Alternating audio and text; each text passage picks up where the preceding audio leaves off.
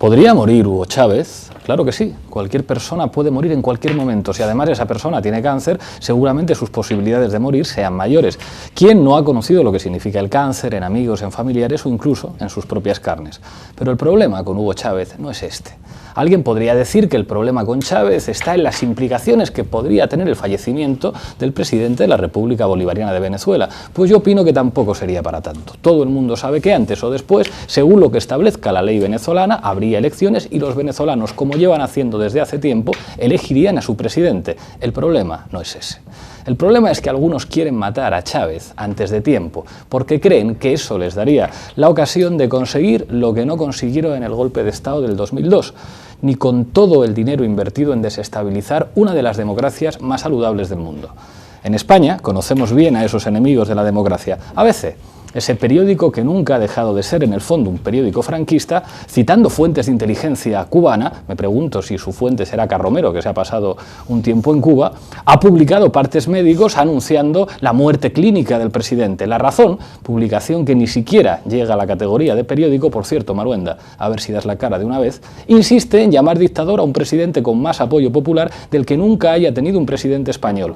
El País, aquel periódico que en 2002 apoyó el golpe de Estado contra Venezuela, ahora habla de divisiones internas en el chavismo. En fin, ya están vendiendo la piel del oso antes de cazarlo. Y si me permiten un consejo de politólogo, mis colegas periodistas, ni siquiera el cáncer podrá hacerles el trabajo sucio. Tengan cuidado, Chávez vivo es muy peligroso para los poderosos, pero muerto sería invencible. Adelante vídeo, por favor. Nos hemos venido esta mañana a Sol para ver cuál es el nivel de conocimiento que tiene la gente sobre Venezuela y ya de paso también mirar qué información objetiva es la que dan los medios de comunicación. ¿Quién es el presidente de Venezuela? Chávez, el Hugo. ¿Y Venezuela es una dictadura o es una democracia? Es una dictadura. Se supone que es una democracia. Sí, se supone que es una democracia, pero lo que se ha convertido el gobierno creo que se ha llevado a una dictadura, sí. Es una dictadura, ¿no? Legalmente es una democracia. ¿Una dictadura? 50-50. ¿Quiere que le conteste la verdad? Claro. Con mi experiencia en Cuba y en China, yo pienso que es una dictadura. Democracia, hombre, democracia, eso sí. Eso sí. Vale, ¿sabes cuántas veces ha ganado Chávez las elecciones? Dos. Dos. Dos. Venga, más posibilidades. Tres. Vale. No sé si sabes que Hugo Chávez una vez puso su cargo a disposición de la gente bajo un referéndum. ¿Debería hacer lo mismo Rajoy tras incumplir todo su programa electoral? Pues sí, podría, sí. Podría. Yo creo que no. La verdad es que es una pregunta buenísima. Yo creo que sí, pero no lo va a hacer porque sabe que no... Hombre, es que es una pregunta complicada, pero sí que lo debería de hacer, ¿sabes? ¿O no? Es igual cuando hacen un asesinato, le han matado a su hija, dejarle el asesino a los padres, a ver qué le hacen. ¿A que sí? No, en absoluto. Esto es una verdadera democracia. ¿Rotundo? Sí. Cuando hizo las promesas en la campaña electoral no se sabía lo que iba a heredar, que era un caos total. Sí. Sí, ¿no? Depende si el pueblo lo solicita, creo que sí, y cómo están las cosas también. Claro que debería hacerlo. Claro que debería hacerlo, sí, porque yo creo que Rajoy ha propuesto un programa electoral del que no ha cumplido absolutamente nada, así que sí, creo que Deberíamos imitar entonces el ejemplo de Venezuela. Claro, sí, se debería imitar, sí. No sé si es la misma situación, no lo considero igual, pero vamos, creo que no. Y ya como última pregunta, vos de pronto, ¿quién crees que tiene la tasa de desempleo más alta, Venezuela o España? Buena pregunta, España, yo creo. Sí, la de Venezuela está en un 6,4. Joder, pues vaya cambio. Hemos podido comprobar cómo los medios de comunicación están haciendo perfectamente su trabajo y cómo la gente sigue pensando que Hugo Chávez es un dictador. Ese extraño dictador que no deja de ganar elecciones. Pa'lante, comandante. En fin, está clara la calidad democrática de los medios de comunicación en España después de este reportaje de Gemma Díaz. Hoy tenemos un programa entre amigos. Me acompaña a mi izquierda el Mick Jagger de la ciencia política española, Juan Carlos Monedero. Bienvenido de nuevo a La Tuerca. En 20 segundos, ¿cómo describirías lo que estamos viviendo en estos días? Mira, los que se marcan tareas enormes como luchar contra el neoliberalismo, si pierden, tienen el honor de haber demostrado al mundo que no son cobardes. Y si ganan, tienen la gloria de haber abierto nuevos caminos. Yo creo que lo que está marcando ahora mismo, pase lo que pase, es la idea de alguien con la gloria de haber planteado una lucha donde los demás habían tirado la toalla, que es luchar contra el modelo neoliberal. Eso es Hugo Chávez. Muchas gracias, Juan Carlos. Hoy se estrena en La Tuerca Roberto Viciano, catedrático de Derecho Constitucional en la Universidad de Valencia. Por fin le tenemos entre nosotros en este programa. Bienvenido, tu titular en 20 segundos. Bueno, mi titular, si queremos hacer un análisis, digamos, lo más objetivo posible de lo que está pasando justo en estos momentos, yo diría que es opacidad informativa que dificulta el análisis y contribuye a generar inestabilidad en Venezuela. Gracias, Roberto. Tenemos a otro de los habituales del programa, Íñigo Rejón, investigador en la Universidad Complutense. Bienvenido de nuevo al programa, Íñigo. Gracias. Tus 20 segundos. No, yo diría que estamos asistiendo a un espectáculo de necrofilia en la que hay oposición política y mediática que le confía a una enfermedad lo que no es capaz de ganar en la voluntad popular. Muchas gracias, Íñigo. Hoy tenemos a una premiada, Tuerca de Oro, a la mejor reportera de la competencia, Hilda Salas, periodista, corresponsal de Telesur. Bienvenida a La Tuerca, tus 20 segundos. Gracias, Pablo. Bueno, yo creo que partiendo del análisis que se ha hecho sobre todo desde los medios de comunicación, la cobertura informativa que ha rodeado estos últimos acontecimientos en Venezuela, sin duda alguna, hay que decir que lo que ocurre con el presidente Hugo Chávez tiene que ver con la supervivencia de un líder, pero también con el futuro de un pueblo, del desarrollo de un pueblo a partir de la Revolución Bolivariana y de todos esos beneficios, de todo, digamos, todo lo que se ha conseguido a partir de ese proceso que se ha vivido en Venezuela. Muchísimas gracias, Hilda. Y nos acompaña también Enrique Santiago, abogado, miembro de la dirección de Izquierda Unida. Gracias por venir a La Tuerca. Tus 20 segundos, Enrique. Muchas gracias a vosotros. Yo creo que estamos en un momento importante para Venezuela y decisivo para América Latina, sin duda alguna, donde una nueva operación de desestabilización, marcada por un clarísimo oportunismo político, pretende ganar en los medios lo que la oposición política en Venezuela no ha sido capaz de ganar en las urnas en los últimos 10 años, ¿no? Muchísimas gracias, Enrique. Y tenemos a otro de los imprescindibles en La Tuerca, Miguel Urbán, miembro de Izquierda Anticapitalista, que se ha prestado en el último momento a venir al programa. Muchísimas gracias, Miguel, por estar aquí. Tus 20 segundos. Bueno, nada, como siempre, para lo que necesitéis. Yo creo que lo que está pasando es que las élites venezolanas e imperialistas pues, están intentando que el cáncer les dé lo que les ha quitado las urnas, ¿no? Realmente. Y se aferren a un cáncer lo que no han podido conseguir ni siquiera con un golpe de Estado, ¿no? Muchísimas gracias, Miguel. Bueno, estamos entre amigos barra libre. Lo primero que os voy a plantear es lo siguiente. Tenemos años de revolución bolivariana suficientes para juzgar sus éxitos y también sus límites: reducción de la pobreza, mejora de la educación y de la sanidad, lo reconocen todos los índices, reducción del paro. También hay problemas, sobre todo el de la inseguridad o incluso la excesiva dependencia del petróleo, pero hay una pregunta que todo el mundo se hace: ¿hasta qué punto los éxitos de la revolución han tenido que ver con la figura del presidente? ¿Cuál sería imaginable un proceso de revolución bolivariana sin una figura como Chávez? Barra libre, Juan Carlos. Una pregunta difícil, es la pregunta de la teoría política, ¿no? Si los héroes o los actores colectivos. Yo creo que hay veces en donde en la historia se juntan una serie de casualidades y ocurre la magia, como en los cuentos. Hace falta el príncipe, la princesa, el bosque encantado, que pases en ese momento y entonces hay besos, si no, igual tienes que esperar nerudianamente 100 años a que vuelva a despertar. Yo creo que con el presidente Chávez se juntaron todos esos elementos, y uno muy, muy especial, y es que, como viene siendo común en América Latina, cada vez que hay un presidente que intenta cambiar la correlación de fuerzas, es derrocado con la ayuda de los Estados Unidos. Y de repente, ese presidente, que era el San Jorge que venía a liberar a la princesa y matar al dragón, fue derribado de un manotazo por el dragón y fue la princesa, es decir, el pueblo, el que lo rescató, y tuvo que encargarse el propio pueblo, la princesa, de matar al dragón. Y eso generó una comunión que marcó un ejemplo para toda América Latina. Y de repente el presidente Chávez era un presidente como renacido con la ayuda de un pueblo. Es decir, ya no era el héroe aislado, sino que era el héroe representando un pueblo. Y eso genera una fuerza, genera una confianza, genera un sí se puede real, que creo que marcó el empoderamiento de todo un continente para frenar al continente de arriba, al continente del norte, que buscaba su beneficio a fuerza de extraer del sur pues toda la riqueza que empobrecía al continente condenado a 100 años de soledad. Sí, yo quería decir algo. Bueno, yo soy colombiana, así que vengo de la patria grande.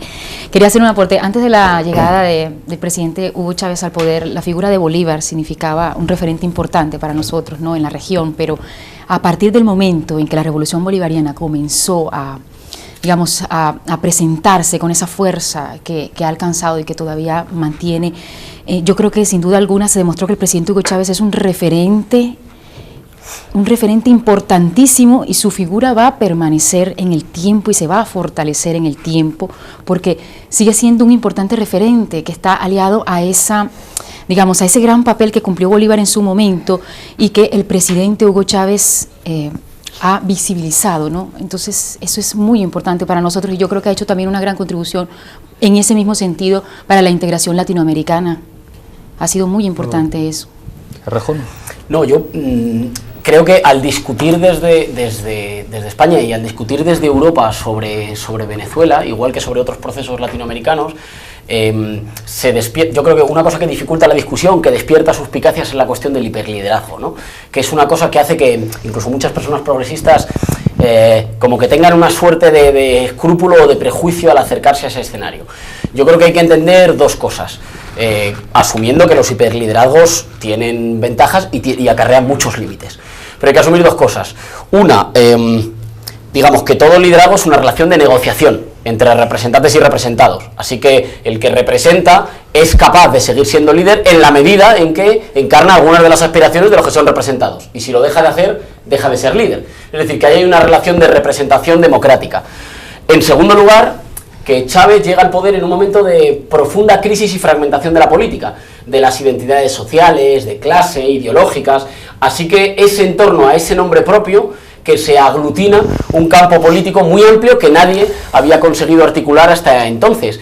¿Y por qué se puede articular en torno a un nombre propio? Hombre, porque es nuevo, porque digamos, como es inédito, eso permite que personas que a lo mejor en términos ideológicos no están tan de acuerdo, se pongan de acuerdo en un proyecto de país y se identifiquen con un nombre. Acabo con una cosa: en la campaña electoral Chávez pronunció esta frase que luego ha salido mucho en vídeos, que decía: Chávez ya no soy yo, Chávez es un pueblo, que yo creo que leída desde aquí puede parecer que es una especie como de, no sé, como de terrible ego que se pretende un pueblo.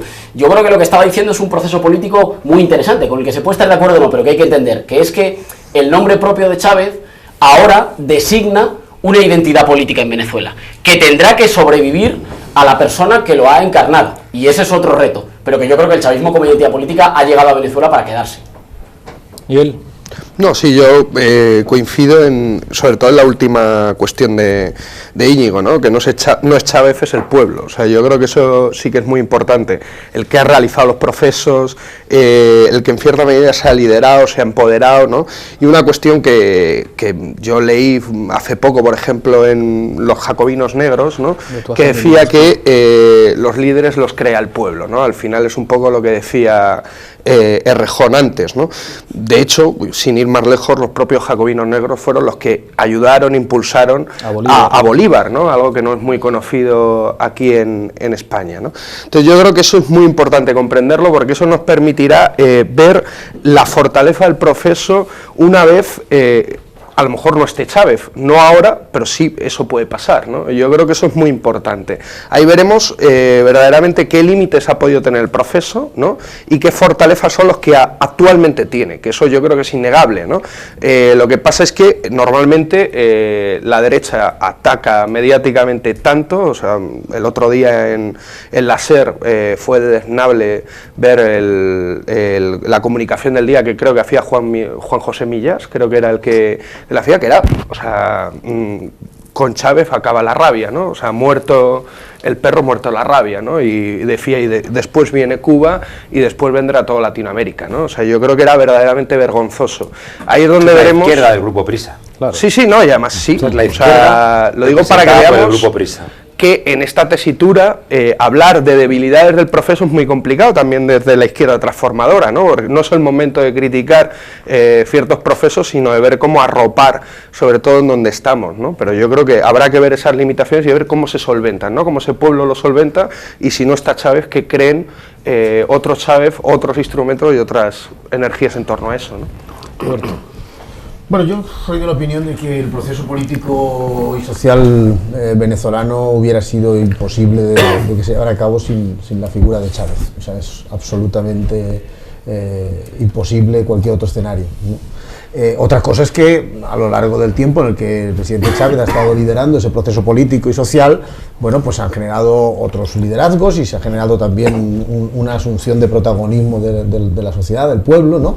Pero indudablemente yo creo que la dificultad que van a tener los sucesores del presidente Chávez es que, claro, van a estar siempre en comparación, ¿no? Por lo menos en el corto plazo, con lo que era ese liderazgo tan fuerte, y eso evidentemente les va a suponer una difícil prueba que superar, porque siempre la sombra del presidente Chávez va a estar ahí, y pues un liderazgo que, como decían aquí algunos compañeros de la mesa, compañeras, bueno, pues es un liderazgo comparable indudablemente históricamente con el liderazgo de Bolívar, ¿no? Hay una cosa, antes de darle la palabra a Enrique, yo ya tengo unos cuantos años y recuerdo perfectamente las reticencias de la izquierda española a finales de los años 90 con respecto a lo que ocurría en Venezuela.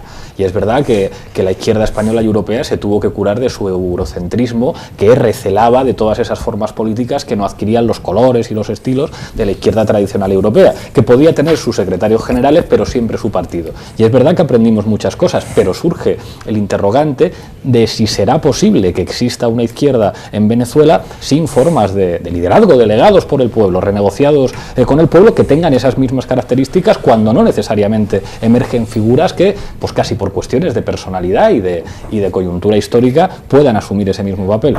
No, yo creo que Chávez ha sido fundamentalmente un precipitador, ¿no? Un precipitador de un proceso político que, al igual que ocurre en la historia tantas otras veces, al final el eslabón más débil de la cadena acaba no siendo el que se piensa que era, ¿no? Y basta sobre este asunto pensar, bueno, pues las pocas probabilidades que los teóricos revolucionarios daban a que en Rusia se iniciara una revolución socialista, ¿no? Evidentemente algo parecido ha pasado en Venezuela, ¿no? Venezuela, más allá del papel de Chávez, porque es evidente que todas estas acusaciones a Chávez de populismo, demagogia, tiene mucho que ver con un desconocimiento de la sociedad venezolana. Lo veíamos en el vídeo, ¿no? Chávez, yo creo que su gran éxito, su comunión con el pueblo, reside en que es que él es pueblo y además no aspira a no ser pueblo, nunca ha aspirado a no ser pueblo, y en ese sentido, claro, hay una identificación automática de la ciudadanía venezolana que ve en Chávez a uno de los suyos que por fin ha podido personificar el hacerse con los mandos de la patria, ¿no?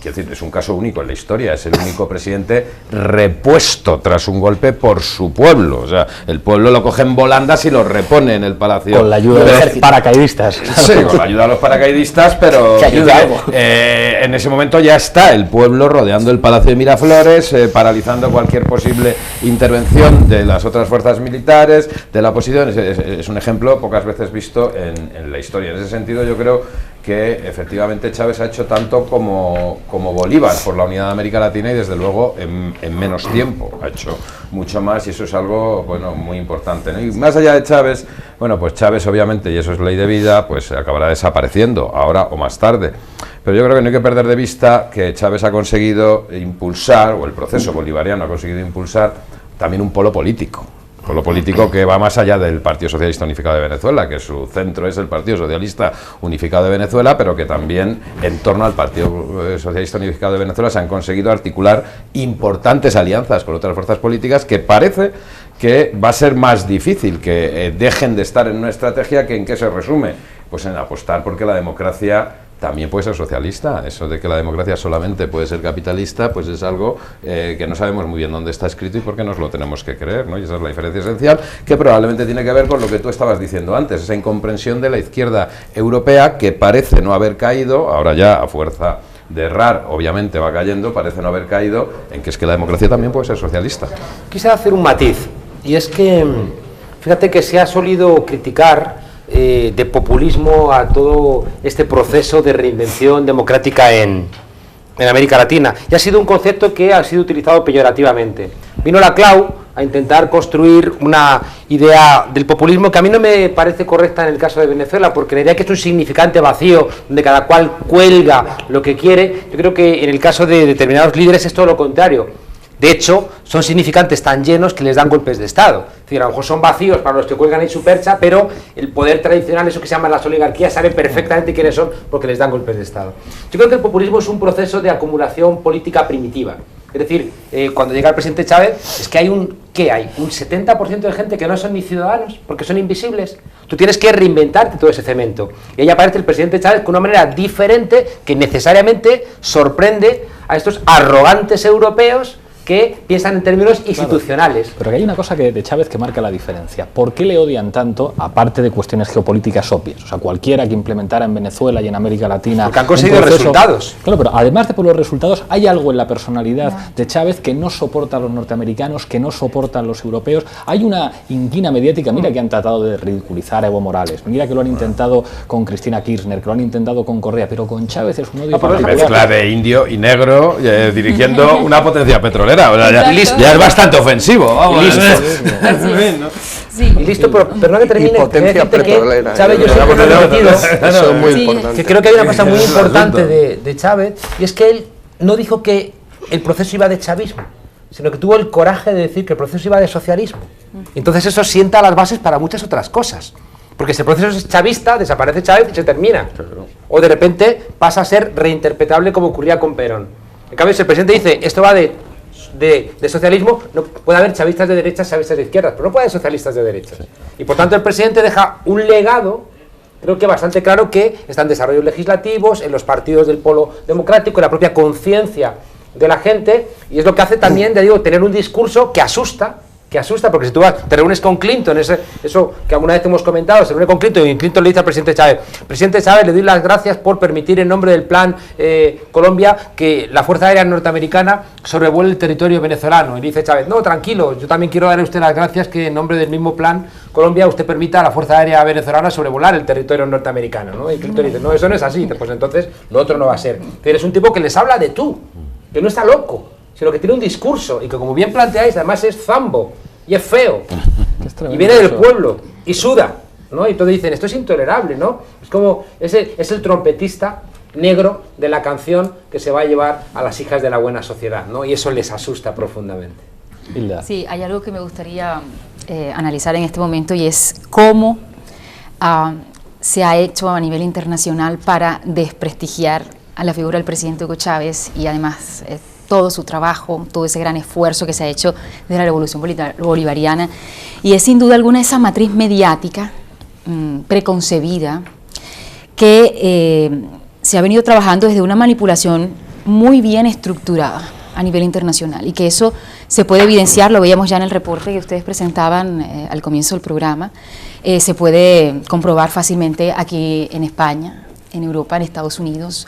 Hay gente, por ejemplo, con la que he tenido la oportunidad de dialogar y que hace opiniones en torno a Venezuela, en torno al gobierno del presidente Hugo Chávez, a todos los logros, hablan inclusive de las misiones con nombre propio, pero cuando hacen el análisis y uno le pregunta, ¿usted ha estado en Venezuela?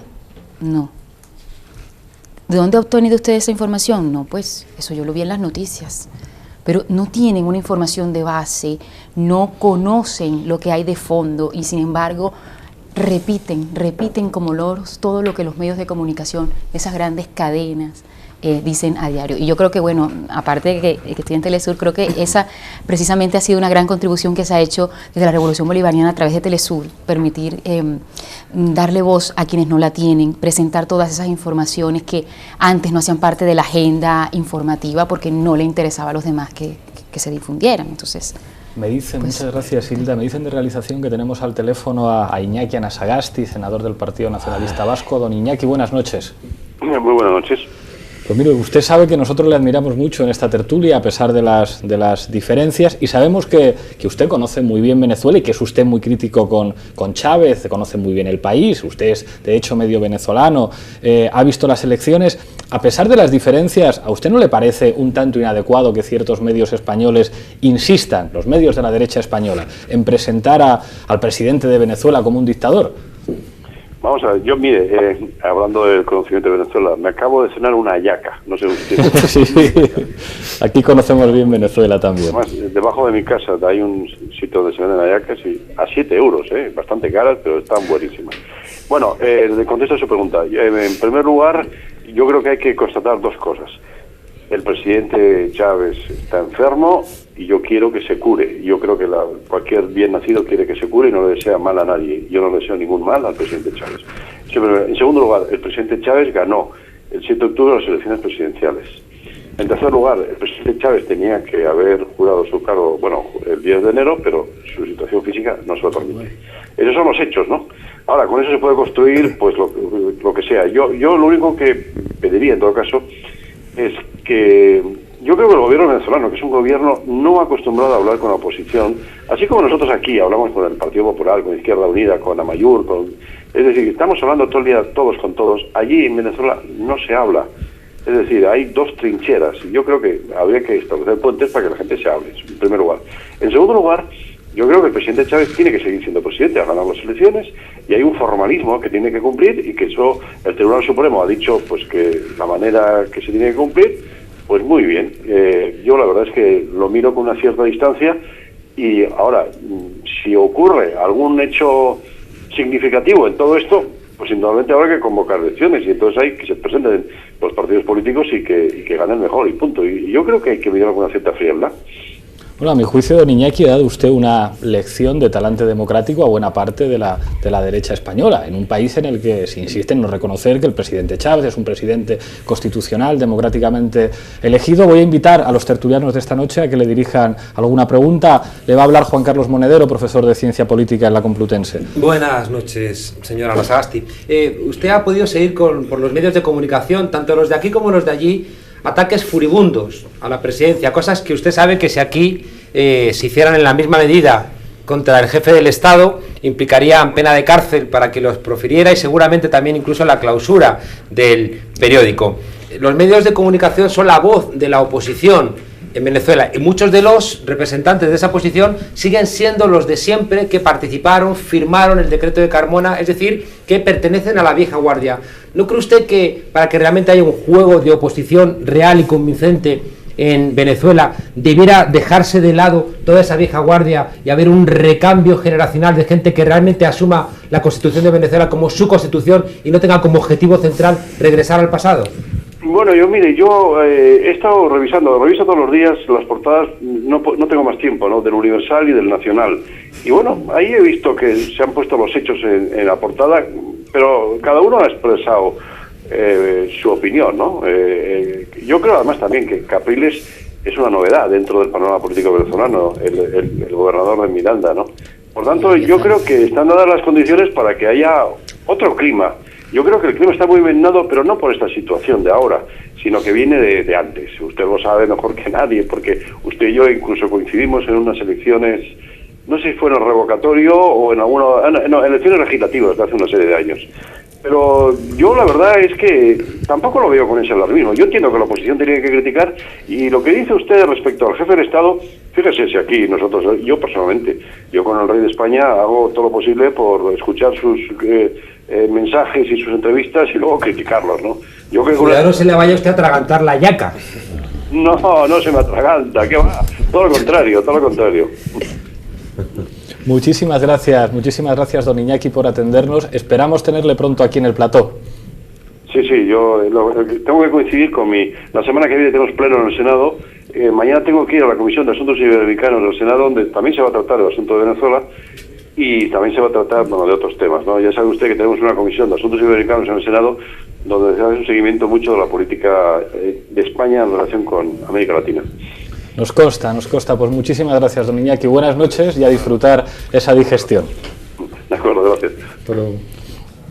Seguimos con el debate que estábamos teniendo. La verdad es teniendo. sorprendente. Yo sí que quiero señalar que, a pesar de que el señor Anasagasti es un conocido antichavista y militante, pues las tres verdades de Perogrullo que ha puesto sobre la mesa, ¿Verdad? O sea, es que las tres verdades que tenemos los españoles, claro, la Perogrullo que ha puesto sobre la mesa contribuirían, si fueran asumidas en estos momentos por la oposición política venezolana, contribuirían sustancialmente a rebajar la tensión que innecesariamente se está creando y con muy mal gusto, ¿no? Porque ante un problema de esta gravedad de índole médico, es decir, que haya tan poca cortesía política y tan poca ética, ¿no?, como para no abordar las cosas con la suficiente tranquilidad, pues es sumamente problemático, ¿no? Ninguna constitución, ni siquiera la venezolana, que es de las más extensas de la región, ninguna constitución puede prever todos los supuestos, evidentemente, ¿no? Y pues parece claro que, desde luego, el supuesto tal cual está ocurriendo en estos momentos no está previsto con todos los elementos del que se compone en el texto legal venezolano. Eso no significa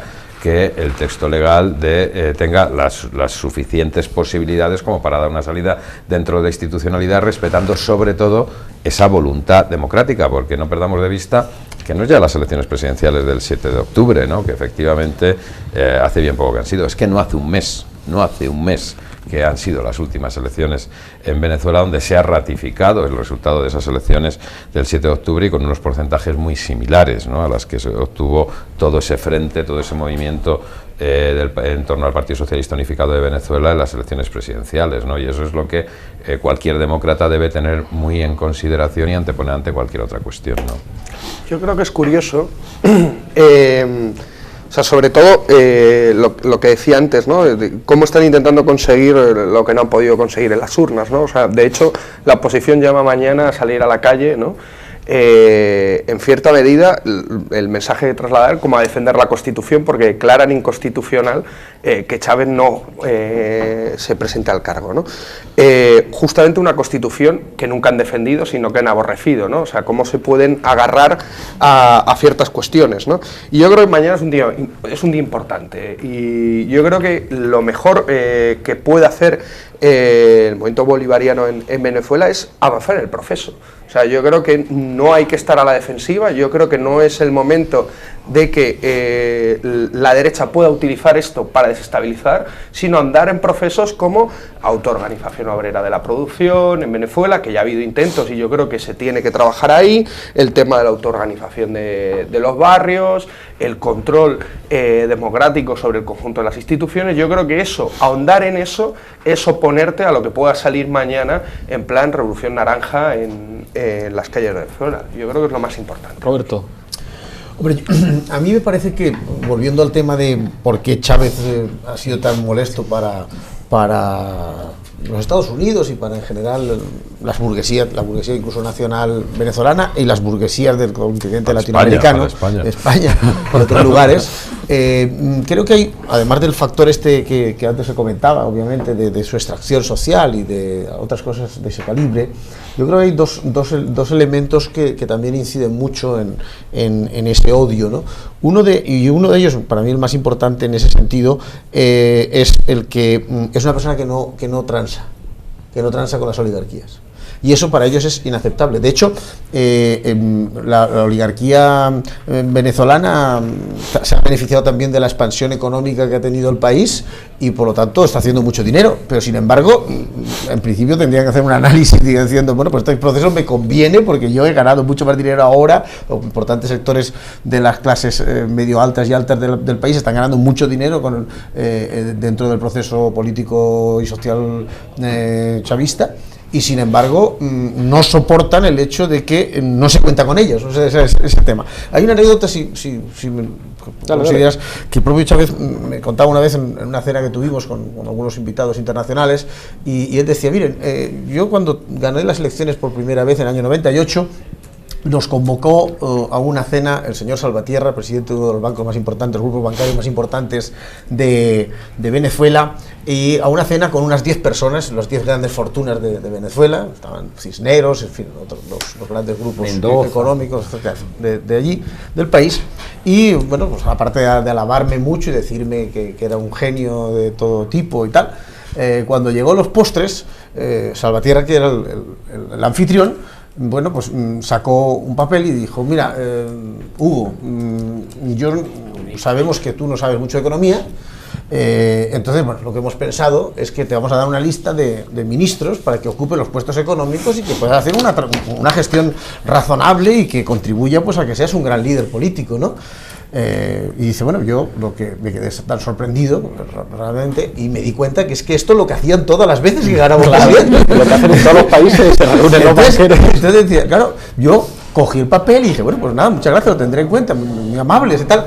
Y al día siguiente convoqué una rueda de prensa en donde comuniqué inmediatamente los nombres de los ministros que iba a nombrar, que obviamente no era ninguno de los que estaban en ese papel.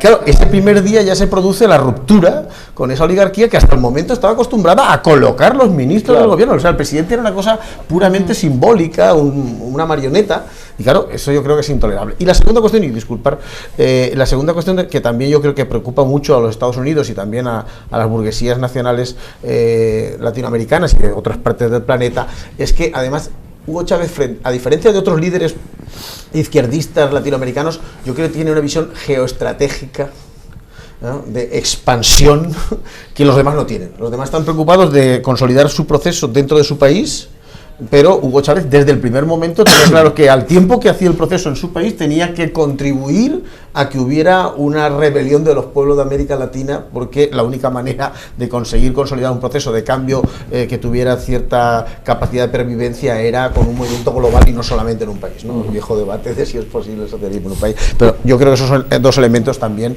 los analistas del imperio lo han tenido muy claro desde el primer momento y eso contribuye mucho a que haya tenido ese rechazo tan fuerte, ¿no? Pues hay una ola similar o sea, podemos discutir estas cosas porque es verdad que lo comentábamos antes, que es un lujo, porque en la medida en que no tenemos que estar defendiendo cosas obvias, como que un presidente que gana elecciones frente a una oposición que dice libremente que... Sí, esa es la razón por la que en este programa no hemos invitado a la derecha, porque es a veces muy cansado tener que estar discutiendo. Por eso, se puede discutir de cosas más allá del ruido mediático muy poco informado, ¿no? Yo creo que hay particularidades que son específicamente venezolanas, pero hay rasgos en común, digamos, con procesos políticos que se han ido dando en la región, de características similares, en los cuales, con diferentes características, digamos, culturales y personales y simbólicas de los liderazgos, ha habido personas en torno a cuyos nombres pues se han agrupado gentes muy diversas que lo estaban pasando mal y que se han agrupado en torno a un significante, ahora sí, pueblo que es indefinible estadísticamente, es decir, que uno no puede delimitar sociológicamente que es un pueblo, pero que sí que puede, digamos, construir una identidad mayoritaria en torno a eso. Lo que pasa es que son procesos que tienen cosas casi inéditas. Quiero decir, uno podría intentar encontrar los ejemplos, pero es muy complicado encontrar ejemplos de procesos políticos en los cuales, rindiendo cuentas en las elecciones a menudo cada año, porque son democracias de altísima intensidad en las que los ciudadanos opinan y deciden sobre el proceso político del país mucho más a menudo que las democracias liberales occidentales, rindiendo cuentas cada año hay que construir un Estado, ampliar la base de la economía y romper con la dependencia de las materias primas, incluir y construir ciudadanía, hacer políticas públicas que sean eficientes y que mejoren la vida de la gente, redistribuir la riqueza, evitar todos los intentos desestabilizadores. Entonces, claro, efectivamente son procesos muy conflictuados. Y la derecha y el oligopolio mediático a este estar muy conflictuado le llama que haya polarización en el país. Es decir, si Estados Unidos está dividido entre demócratas y republicanos, es una democracia en la que los ciudadanos eligen. Si en Venezuela resulta que la candidatura del chavismo le saca 11 puntos y más de 1,5 millones de votos a la candidatura de la oposición, es un país partido en dos. En todo caso, lo único que lo hace ser partido en dos es que, mientras que en Estados Unidos demócratas y republicanos se integran, digamos, en un consenso general sobre las estructuras de poder del país, en los procesos políticos latinoamericanos, las oposiciones entienden que hay una suerte de legitimidad mayor que la expresada en las urnas. Es decir, a pesar de que haya proyectos políticos revalidados permanentemente en las urnas, se niegan a reconocer, digamos, el nuevo tiempo político que viven sus países y se atrincheran en los poderes que no pasan por las urnas. ¿Cuáles son estos? Los medios, los bancos, en otros países el ejército, en Venezuela de manera altamente importante para el proceso político, el ejército no, que alguien decía que claro, que es más fácil, digamos, para los sectores progresistas europeos es más fácil simpatizar con un médico chileno que lo matan y que es heroico, pero es que al médico chileno lo matan, al que no matan es a Chávez. ¿Y por qué no le matan? Porque hay un ejército detrás más aliado al pueblo que a los sectores dominantes, y que por tanto está dispuesto a defender la democracia y la Constitución. Pero es que incluso en la oposición venezolana, o sea, yo he percibido una serie de cambios en los últimos años tremendos. Se podría decir que la oposición venezolana se ha hecho un lifting de esos discursos, claro, del 2002. A ver, por una parte, que asuman la Constitución bolivariana a la que se opusieron. El discurso de Capriles en la campaña electoral parecía un discurso progresista para lo que ha sido América Latina. Y eso pone la pregunta... Pero no el programa. Bueno, sí, yo creo no el que programa, sí. el discurso sí, pero el programa no. El programa era claro, el programa neoliberal. Sí, pero es tremendo que la oposición venezolana, ¿no? En todo caso, ¿no? No hay que olvidar lo que decía Eduardo Galeano en Las venas abiertas de la burguesía de Caracas, y describiéndolo como la derecha más terrible en muchísimos aspectos, y que incluso la derecha venezolana tenga que adoptar un discurso progresista para poder competir electoralmente. Claro. Eso es impresionante. Porque también, volviendo a la pregunta de por qué en Venezuela, ¿no? En Venezuela ha habido siempre una derecha sin patria, unos curas sin Dios. Es curioso cómo la conferencia episcopal ha salido a alegrarse, ¿no? No ha salido ni siquiera a esperar la recuperación del presidente, sino ha dicho que la gente vaya a orar, ¿no? Para ver si hacen caja en las iglesias, pero parece que es una curia sin Dios. Y unos empresarios también sin rentistas, sin negocio. Fíjate que eso genera un problema muy fuerte, que ha generado también a su vez un enroque en el gobierno muy complicado. Fíjate que hay tres elementos en las sociedades democráticas nuestras muy relevantes para que el gobierno sea eficaz. Uno es una oposición que sea constructiva. Otro es unos medios de comunicación que realmente vayan construyendo una esfera pública, ¿no? Y un tercero también muy relevante es una universidad que también sea capaz de construir una crítica para que el gobierno pueda hacer una gestión de gobierno construida, ya digo, con ese referente virtuoso. ¿Qué ha ocurrido? Que tanto la universidad elitista, la iglesia, ya digo, también elitista, los medios de comunicación queriendo regresar al pasado, la oposición queriendo regresar al pasado, eso ha generado un enroque en el gobierno, algo que hemos podido discutir muchas veces los que hemos trabajado allí. Entonces, de repente, había un enroque donde se rompía la posibilidad de diálogo, donde había un aislamiento generalizado y se dificultaba la posibilidad de avanzar en, por ejemplo, lo que tú planteabas antes, ¿no? En fórmulas más corales, fórmulas más participativas, porque por todas las dificultades también que ha planteado Íñigo, y con esos enemigos constantemente ahí planteados, era muy difícil reinventarse todo, ¿no? Y ahí, claro, la figura del presidente Chávez en esa situación inicial era esencial. Ahora ya yo creo que él ha insistido muchas veces en que él ha hecho su parte muy sustancial, ¿no? Y lo que tiene que venir detrás es coral. Es decir, no puede haber un segundo Chávez, tiene que haber un liderazgo coral.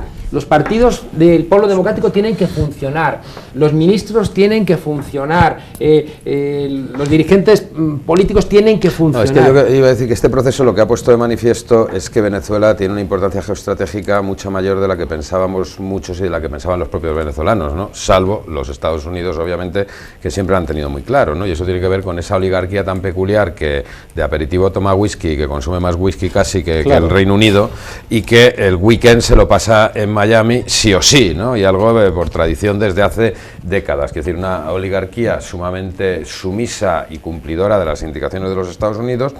Y claro, Bolívar ya en su momento entendió la importancia que tenía Venezuela dentro de la Gran Colombia, ¿no? Ese alma, o más que alma, ese esqueleto de la Gran Colombia que era Venezuela, ¿no? Chávez, ¿qué es lo que ha hecho? Bueno, Chávez realmente lo que ha puesto de manifiesto es que América del Sur tiene todos los elementos políticos, naturales, humanos, para ser una gran potencia, en la medida que avance en un proceso de integración, en un proceso de unidad. Una gran potencia que dispute claramente la hegemonía a los Estados Unidos. Y ese es el grave problema de los Estados Unidos, el gran peligro que los Estados Unidos ven en el presidente Chávez y el peligro que están combatiendo desde el primer momento. Simplemente es su supervivencia, quiero decir, el proceso de, si ya está amenazada la supervivencia de Estados Unidos como única gran potencia por el auge de China, desde luego cualquier proceso exitoso de integración de América del Sur acaba de darle la puntilla al papel hegemónico de los Estados Unidos, y eso ellos lo saben, ¿no? Y eso es lo que ha hecho Chávez, vamos. Me dicen de realización que tenemos a Santos Chiches al teléfono, nuestro controlador de redes que ha estado navegando en Twitter. Buenas noches, Santos, ¿qué has encontrado? Hola, buenas noches. Bueno, pues la actividad en Twitter estos últimos días ha estado marcada por las huelgas con mensajes como este del consejero de Transportes. Un FF a todos los trolls huelguistas de metro con trabajo hereditario, 3 pagas extra y dietas para la merienda. Saludos a todos. Y contestaciones como esta de Playmobil. Salva, recuerdos a tu mujer con un puesto de consejera en una filial de Bankia por enchufe. O esta otra de Masa enfurecida. La culpa de que 8 ministros cobren dietas por fingir que no tienen casa en Madrid es de los huelguistas de metro. Sin dejar la cascada de enchufes a políticos y familiares del PP, tenemos este mensaje de la revista Mongolia. Telefónica, ¿qué incidencia tiene que habéis fichado a Rodrigo Rato? Sobre Telemadrid, Germán Terç, uno de los mamporreros que ha convertido a esta cadena en un arma de propaganda, se atreve con este mensaje. Los sindicatos, desbocados en la coacción y la violencia, han secuestrado definitivamente Telemadrid. Ya es mero atentado contra la legalidad. Sobre el estado de salud de Hugo Chávez, nos llama la atención una vez más el contenido religioso de muchos mensajes. Dios te bendiga. Ángeles de sanación enviados de otros planos están en estos momentos trabajando por la sanación de nuestro hermano Chávez. Si bien algunos internautas no se olvidan tampoco de los asuntos materiales. Dios te bendiga, Chávez. Cesta petrolera venezolana abre el año en $100. Pa'lante, comandante. En este mensaje, Carlos hace referencia a la permanencia de los legados sobre las personas. Las ideas nunca mueren. Viva el pueblo venezolano y viva la revolución bolivariana. Chávez no se va. Por último, y aunque Alfon acaba de salir de prisión, por si alguien quiere hacer referencia a las dictaduras, tenemos este mensaje de señora Tecla. Casi 2 meses después te despiertas y tu hermano sigue en la cárcel por defender nuestros derechos. Esto es todo. Muchísimas gracias, Santos. Por suerte, señora Tecla puede celebrar que Alfon está en libertad. Desde La Tuerca lo celebramos también. Muchos espectadores de este programa se están haciendo una pregunta, y qué es lo que dicen los analistas de La Tuerca a propósito de la coyuntura actual en Venezuela. ¿Qué puede pasar en las próximas semanas? ¿Qué diferentes escenarios se pueden abrir en función de la evolución de la enfermedad del presidente? Estamos hartos de escuchar barbaridades en la televisión. ¿Qué es lo que tenemos que decir nosotros al respecto? Me pedía la palabra Roberto, adelante. No, yo la pedía por otro tema, pero lo dejamos ahí. Enganchas. No, bueno, por enganchar. Yo creo que una de las grandes cuestiones, o de los grandes méritos que ha tenido el presidente Chávez es que en Venezuela ha desplazado el polo político clarísimamente hacia la izquierda. De tal manera que en Venezuela el discurso político no hay un discurso político de derecha. Hay un discurso político que dice, unos somos chavistas y hacemos un programa, y otros que dicen, bueno, lo hacen ustedes mal y nosotros lo vamos a hacer bien. Sí. Pero realmente todos asumen que el programa político del país tiene que estar ahí, porque si no la gente no les votaría. Entonces, yo creo que es una cosa súper novedosa, porque claro, en situaciones como las que vivimos universalmente, en lo que hay es un desplazamiento hacia la derecha, en la cual hasta la extrema izquierda lo que intenta es colocarse en las posiciones lo más centristas posibles para intentar coger votos, pues claro, es llamativo que haya un país en donde haya habido un liderazgo político que lo que ha hecho ha sido desplazar de manera irreversible, yo creo, en el corto plazo de tiempo, el centro político muy hacia la izquierda, ¿no? Y eso es una institución. Quiero decir que de las cosas que van a permanecer en Venezuela con independencia de cómo se den los acontecimientos de la coyuntura, la institución quizá más sólida construida es la institución, digamos, del nuevo sentido común de época que hay en Venezuela. El chavismo no solo es la identidad política más grande de Venezuela, es también la que coloca los temas en la agenda y la que obliga a desplazarse a la oposición. Que Capriles se desplazara no es solo una cuestión, digamos, de que unos asesores electorales le dicen algo, es que ha cambiado el campo político venezolano hasta tal punto que un tipo con militancia juvenil en la extrema derecha y con que empieza su carrera política siendo diputado del partido hermano del Partido Popular en Venezuela, se tiene que vestir de progresista. ¿Y a qué juega? A decir, no, nosotros somos como Lula, mientras que el presidente Chávez es mucho más radical. Hasta que Lula dice, por cierto, yo pido el voto para Chávez. Pero aún así tiene que seguir diciendo, tiene que seguir postulando cosas que antes eran cosas exclusivamente de los chavistas y que hoy todo venezolano acepta. El derecho a tener derechos, la necesidad de las misiones, la necesidad del empoderamiento popular. Que luego lo vaya a cumplir o no, hombre, yo no estoy diciendo que lo vaya a cumplir. Yo digo que hay pero hay un avance democrático sustancial en el hecho de que el eje de gravedad se desplace tanto a la izquierda que hasta la derecha tenga que fungir esas posiciones, y uno dice, no, pero es que luego no lo haría, ya, pero ahí hay un avance en la cultura política sustancial, que indica que el chavismo no solo es el más grande, fíjate lo que ha planteado Pablo. Mira, por un lado, yo creo que sí que hay diferencias. lo que está de acuerdo Capriles y la Mesa de la Unidad es en la redistribución de la renta, cuando algunos estamos planteando que el proceso bolivariano tiene que ir más allá de la redistribución de la renta. No basta una fase de capitalismo de Estado donde redistribuyes, sino tienes que realmente profundizar en el control de los trabajadores de las empresas, en el Estado comunal que está lleno de complicaciones, es una cosa muy muy difícil de ejecutar, en plantear también qué haces con el nivel de reservas, qué haces con el Banco Central, es decir, cosas sustanciales en el programa de la Mesa de la Unidad eran profundamente claro, pero el neoliberales. chavismo avanzando les arrastra, pero luego, más fíjate, lento porque son reaccionarios, pero les arrastra. Pero fíjate otra cosa que yo ahí, no sé, por politólogo, una cosa que hemos aprendido en Europa es que después de tener el Estado social más poderoso del mundo, lo estamos perdiendo. Es decir, que... Más poderoso del mundo. ¿Cuándo? En Europa. Ah, en Europa. Sí, en Europa sí. En En Europa. Nuestro. No, el nuestro no. El nuestro todo, ¿sabes? Todo, lo nuestro siempre es de mediano, en nuestro país, ¿no? De prestado, eso en términos país bueno. bajito, ¿no?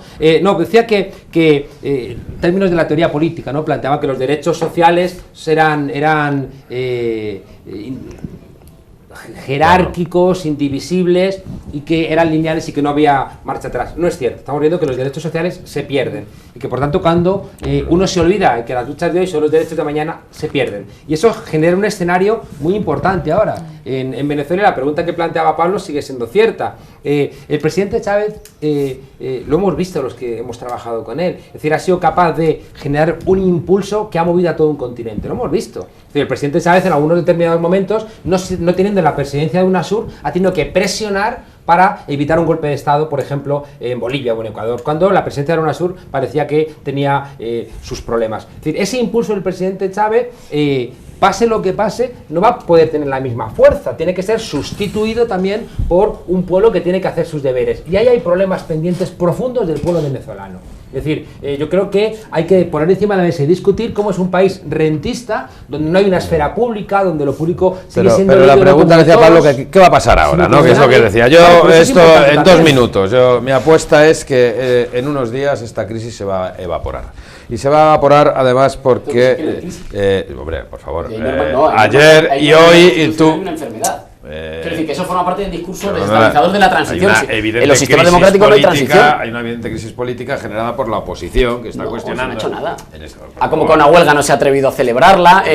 La oposición está cuestionando en este momento la legitimidad de que a partir de mañana Chávez sea presidente en lugar de que se nombre a Diosdado Cabello. Eso es lo que están provocando una crisis política que está siendo, es decir, si los telediarios abren con esa noticia, pues es que algo, en fin, hay una cierta inestabilidad en el panorama internacional. Algo ¿no? pasa. Llámalo como quieras, pero bueno, yo qué es lo que creo, esto se va a evaporar, ¿por qué? Porque lo que se aprecia es una apuesta contundente de los países de la región, Colombia incluido, porque ahí no haya una crisis y ahí no haya una desestabilización en este momento.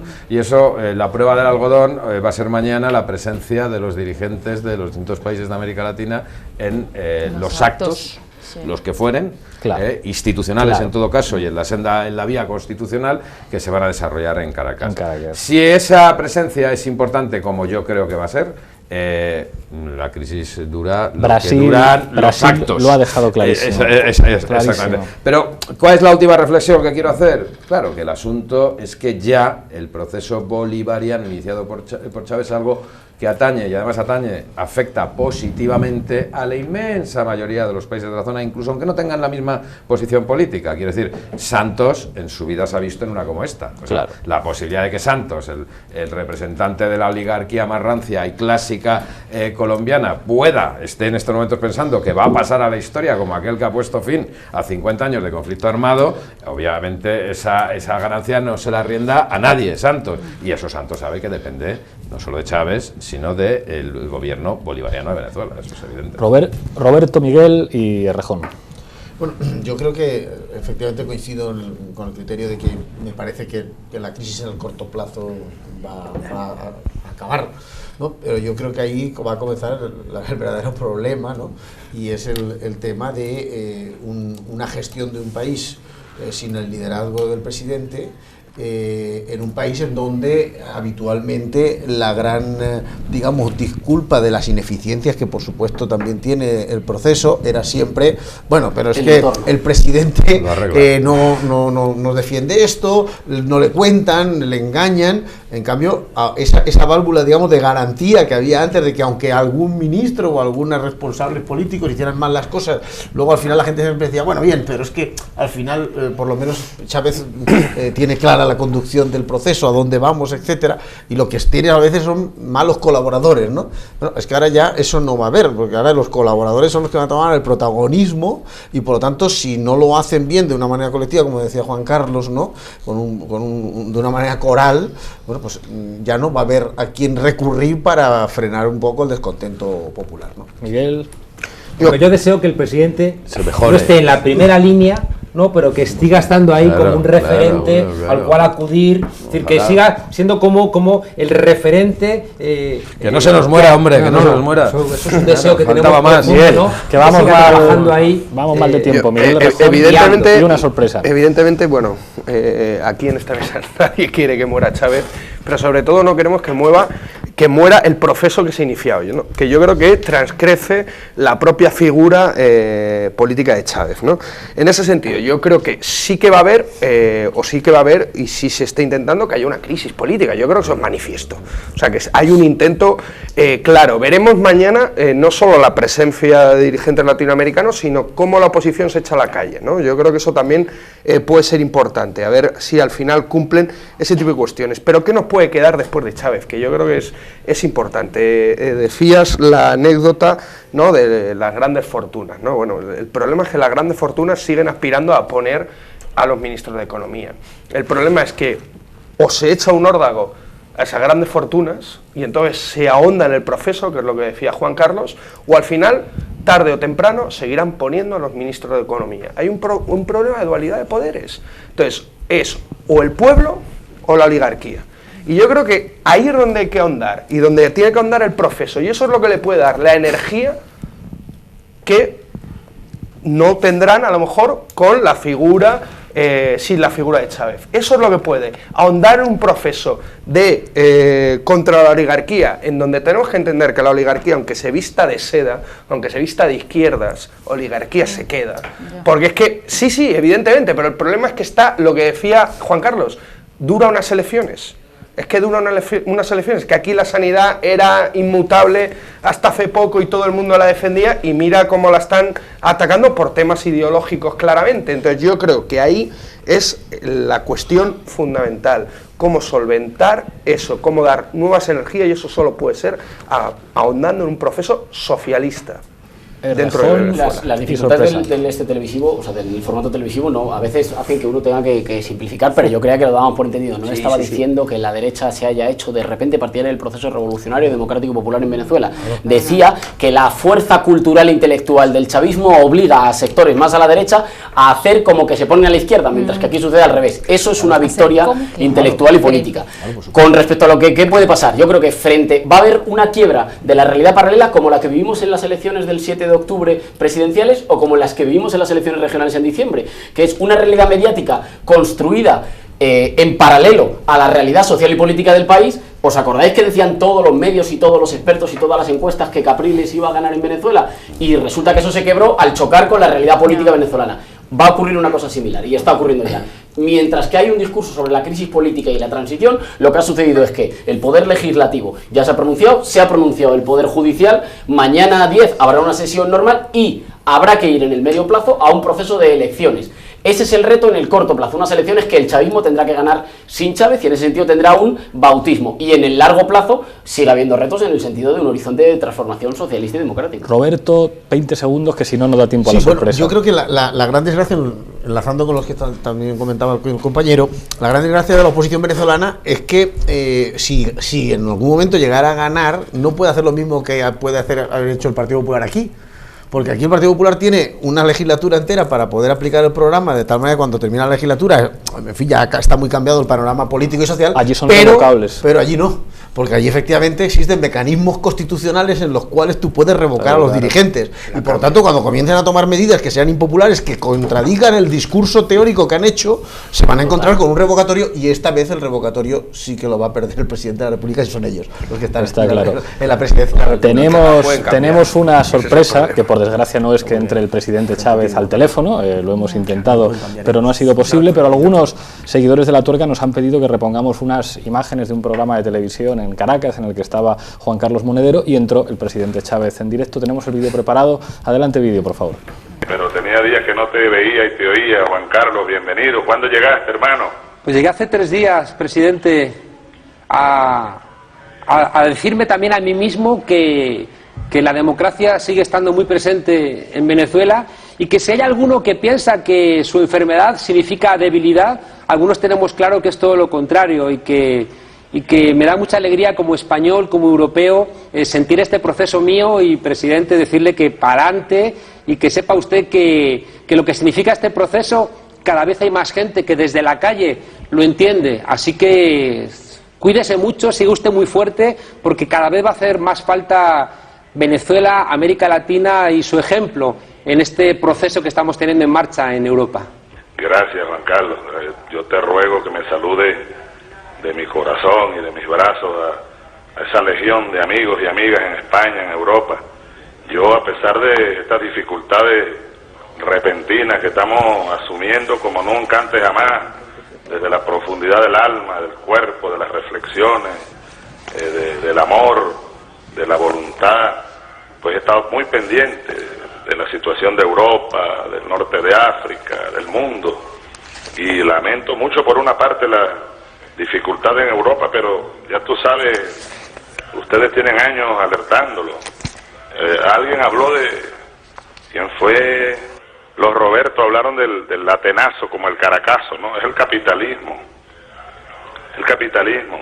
y la locura imperial, la fase superior del imperialismo. A uno lo alienta mucho esa juventud española que tú representas, esa juventud europea. Pues no queremos violencia para España ni para nadie, pero por supuesto tampoco la paz de los sepulcros de los pueblos, ¿no? Volviendo al punto central, hay un despertar. Claro. Uno lamenta mucho la situación crítica de todo eso que tú estás diciendo, pero tú sabes cuántas hemos pasado por aquí. Claro. Y uno está lleno de esperanza en un mundo nuevo, un mundo mejor, sin violencia, y que se consigan las transiciones, no a bomba ni a guerra, sino con la democracia verdadera, con la participación popular, que cuando a Evita le dio cáncer, la burguesía argentina pintaba las paredes y decía, viva el cáncer, viva el cáncer. Entonces algunos aquí también parece que sacaron eso por allá del fondo de su alma oscura y tenebrosa. Impresionante escuchar estas palabras. Estamos seguros que este programa se lo harán ver al presidente. Cuando se recupere, presidente, queremos que llame a La Tuerca, queremos darnos ese gusto. Muchísimas gracias a los 6, hemos tenido un gran programa. Os dejamos con La Tuerca Rap, con Sticky Sánchez y Fisura Producciones. Hasta la semana que viene, nos veremos en La Tuerca.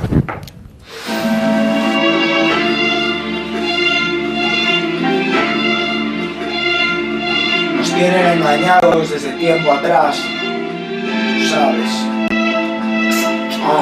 El mundo todavía gira en el 2013 y el mal olor de sus mentiras crece. Las papeletas avalaron las tijeras que hoy le cortan la cabeza a nuestra gente. Y el tío Pepe de la mano de la troika vuelve, sus perros muerden, la población se mueve y ha escuchado sus grilletes, ¿me entiendes?